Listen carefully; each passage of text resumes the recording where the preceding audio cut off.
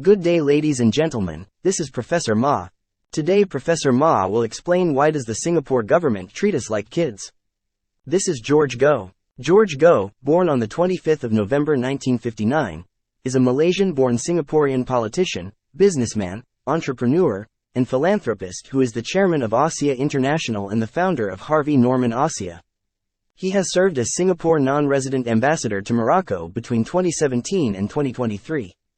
George rose up from a humble background. He started working as a sweeper at a shoe factory in Geylang.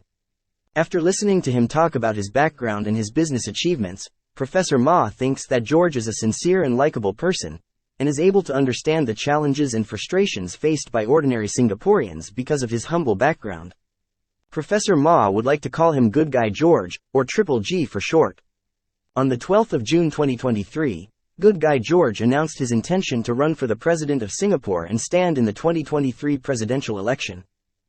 Unfortunately, Good Guy George does not automatically qualify to stand in the 2023 presidential election.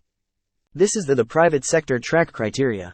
The candidate must have had experience as the chief executive of a company with an average of 500 million Singapore dollars in shareholders' equity for the most recent 3 years in that office, and which is profitable after taxes. If the person is no longer the company's chief executive when the writ of election is issued, the company must not have been subject to any insolvency event for 3 years from the last day of the person's service, or the date of the writ of election, whichever is earlier, assessed on the basis of events happening on or before the writ of election. In contrast, the public sector criteria is much less stringent. Professor Ma will now share with you some famous people who would automatically qualify to run for president based on the public sector criteria. First up, Shanmugam and Balakrishnan, the stars of the Ridout Road saga. Yes, they both qualify on account of the fact that they are ministers. I'm sure they would be excited to know that the president does not have to pay rent for the Istana. Next, we have Iswaran, our mystery man of the moment. No one knows his dark secret. No one except maybe the Corrupt Practices Investigation Bureau, that is. And then, we have Tan Chuan Jin.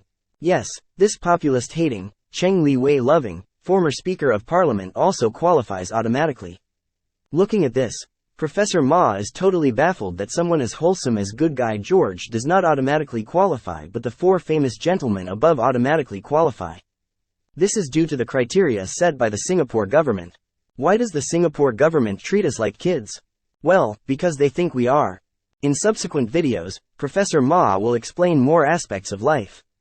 In the meantime, please help by liking and by subscribing. Thank you.